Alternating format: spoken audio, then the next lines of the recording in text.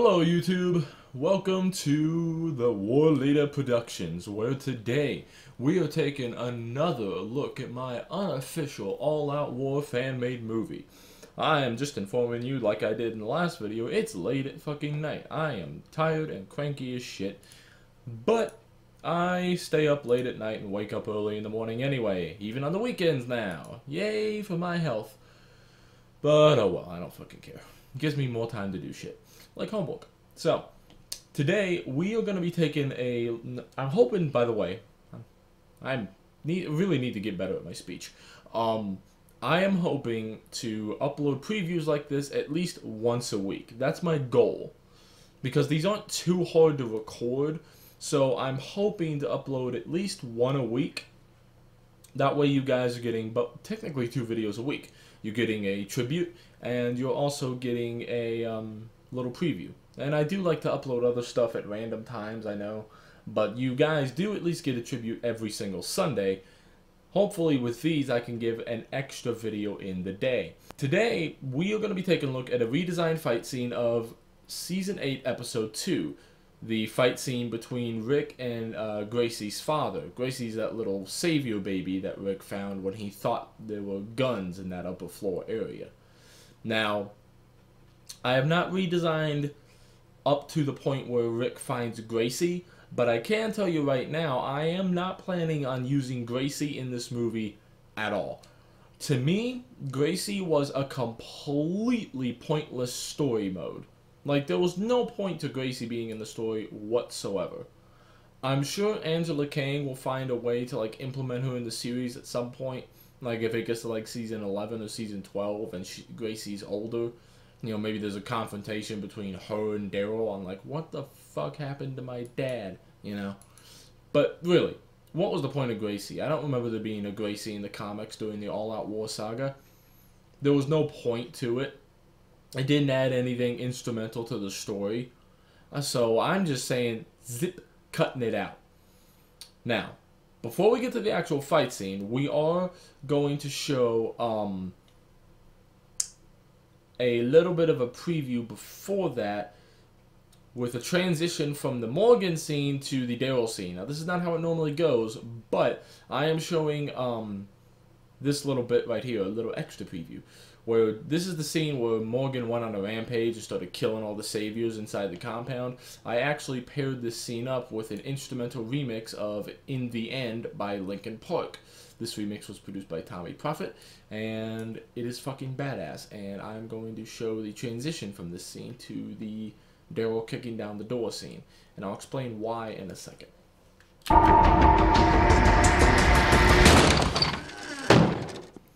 So, I'm going to be showing off this scene as well, because I feel like this scene builds up a lot of suspense to the Rick and Savior guy fight scene. Because with this scene, there's a dead silence aside from just the creaks and groans of the building and the door and shit. And it stays that way when we get to see Rick as well. So that's going to definitely give some tension building until we get to the fight scene.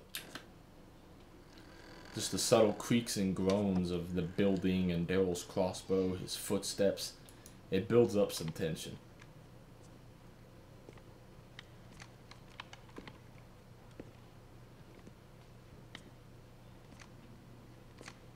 While this scene is going on, I do want to also stress, I am planning on removing Gracie. I'm not going to use Gracie at all in this thing, as I've stated. However, I do plan on changing it up where when Rick opens that door and Gracie is there, instead of it being Gracie, I actually want it to be the weapons. I think there's a scene where Rick actually finds like the weapons or finds a room full of what looks like weapons. So I'm going to see if I can implement or edit a scene to do that. I'm going to see if I can find a way to implement that so that it actually makes it look like Rick found the weapons, or I'm gonna change it to where Rick opens that one door where he meets what's the fuck his name is, I can't remember, that one guy that returns from season 1 that gets killed in the next episode. I'm gonna probably have it where it looks like Rick is opening, instead of Rick opening the door to Gracie's room, after he kills that savior guy and loots his body for the key, it's going to be him opening that door. So it's going to be a little bit of a different transition, but the point is Gracie's not going to be a factor whatsoever. Now, as we can see, after Daryl kind of finds a room similar to the one that he was in at one point, now we are going to transition to Rick opening the door. Yeah. Originally, this scene was episode 2. Episode 2. Boom. Beep. Yeah, right here. Originally, this episode just had this.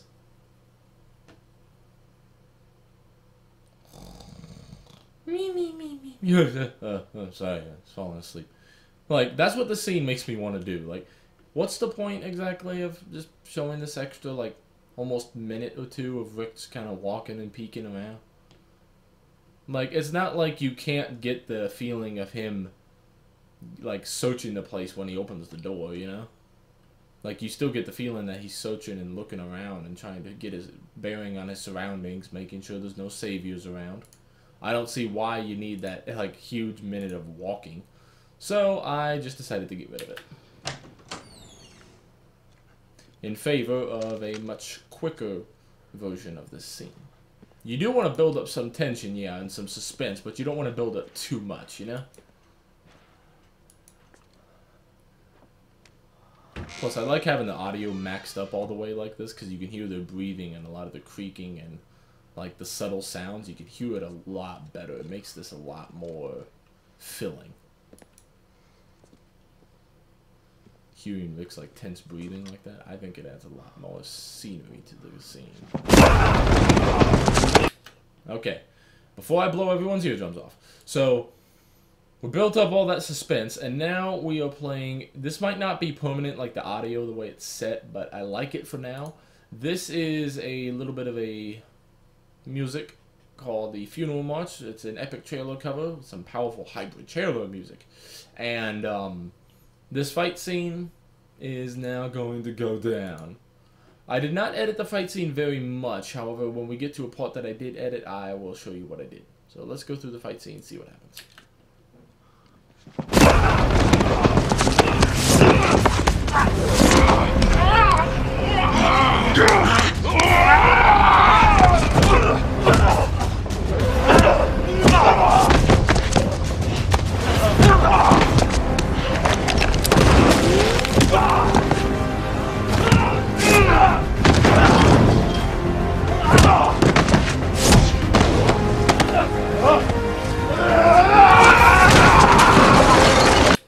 So you could probably tell, God, what did my voice do? You could probably tell that I edited that up a little bit. Originally, this scene right here took like way longer. It took way longer for Rick to get a hold of the guy and start actually choking him and dragging him, I guess, and like pulling him back against the wall. But it felt kind of pointless to me because, what was it supposed to do? Is this supposed to? Yes, it is. We're going to go view the original fight scene so I can kind of show you what happened.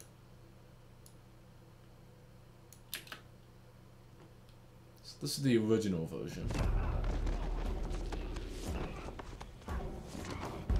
Music's nowhere near as intense either. So yeah, this is all the same.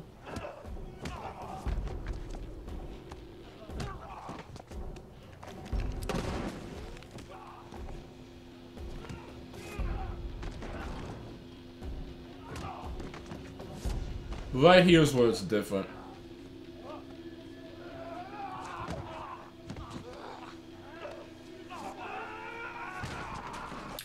See how that's different? It had all this extra shit right here of like hitting the... Well, shit, I went way too far. Fuck. God damn it. Fuck it. You guys saw it. It went to that... It had the way too long scene of him going up to like the first wall and then Rick and the... We're just gonna call this guy the Savior. Rick and the Savior, like, slinking to the left and then slamming into this shelving over here. Like, it made no sense to me to extend that fight scene that long, so we just transitioned from Rick kicking the guy and then choking him, and then slamming into the shelving over here. I also tried to shorten this up a little bit, because it felt like Rick took like 10 years to get, like, grapple onto the guy. It makes sense to some degree, but I like my fight scenes to get moving a little bit, get a little bit faster and fluid. And I don't like these fight scenes to be long and drawn out. That's what I did on the Rick vs. Negan mid-season finale fight scene as well, that I uploaded on YouTube before the teaser trailer for this movie. I fixed that fight scene up quite a bit, and it moves a lot faster. And I like my fight scenes to move. They don't need to be moving so fast that it's like, oh my god, this is like some Star Wars prequels lightsaber fight scene shit. But it doesn't need to be moving so slowly that, like, I'm getting bored with the fight scene. So, let's continue watching the rest of this.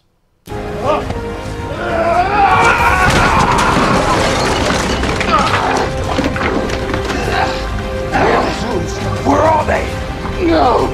Guns!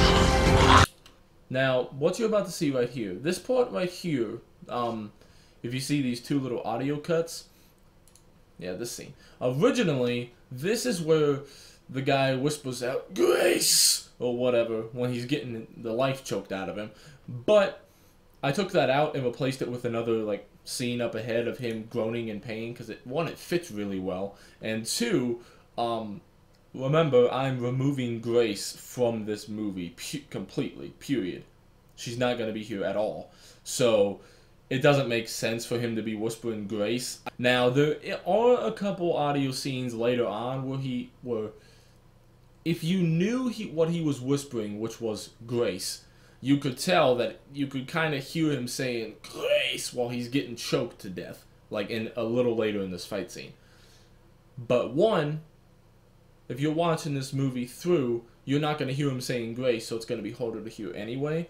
And two, it's so inaudible, you really have to be looking for it to actually hear it. It's one of those scenes.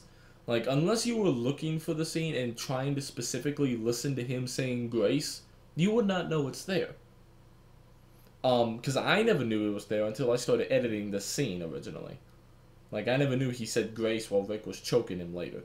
So, let's finish watching the rest of this so I can show you the last of this re-edit.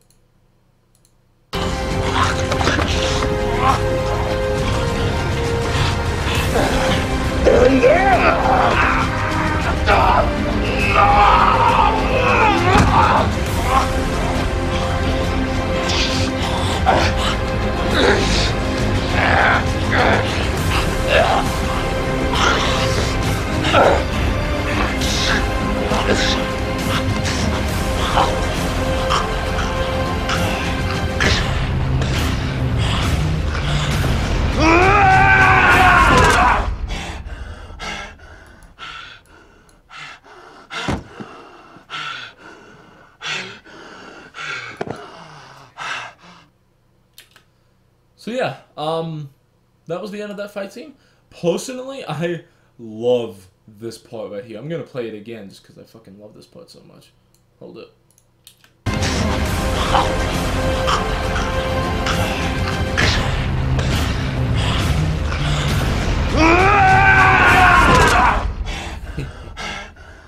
I love that part because that accidentally fit perfectly. I had to like cut out like a little bit of the song and then go later into the song because then you just hear this. You hear that little like tribal bass beat and it transitions perfectly from this part. I love how well it transitions. But yeah, this scene in the original was pretty good. Like this screamo scene was still really good, but one, I think the tribal like bass beat and how it like ends off as soon as Rick throws the guy into that spike on the wall.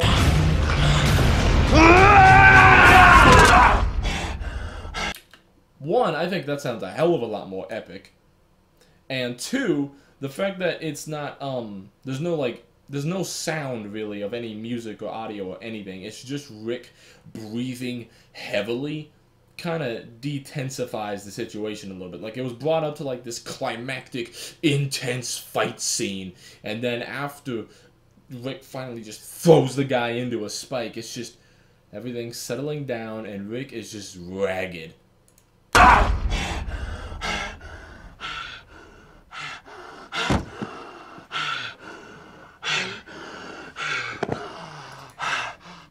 I think really, like, seeing Rick just, like, get taken down a notch like that and just being like, oh my god, can't fucking breathe.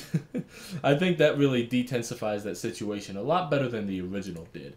Because the original, we're going to take another look-see to see the comparison.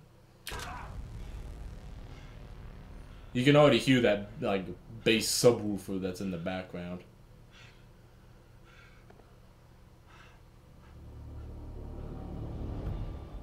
But it's also because of how the transition works. Because originally, that scene transitions into Morgan killing everybody. But the Morgan killing everybody scene, I have it actually back here. So, that transition does not work anymore. Because I have Morgan killing everybody over back here now. But anyway, I think that fight scene works a lot better that way. I like it with that type of, like, epic music to it. And then it just kind of calming down with Rick breathing ragged on the floor after an intense fight scene like that. I loved that fight scene originally. I think it's one of the better fight scenes in Season 8, personally. I really wish Rick and Negan had a fight scene that was orchestrated like that was so violent and just down to the floor, throwing each other across each other. The Season 8, Episode 12 fight scene was pretty close to that, but that was the closest we got. That fight scene is one of my favorite fight scenes of all time, and in Season 8 in particular. It's really well done. So yeah, that's the redesigned fight scene. I hope you guys enjoyed that redesign.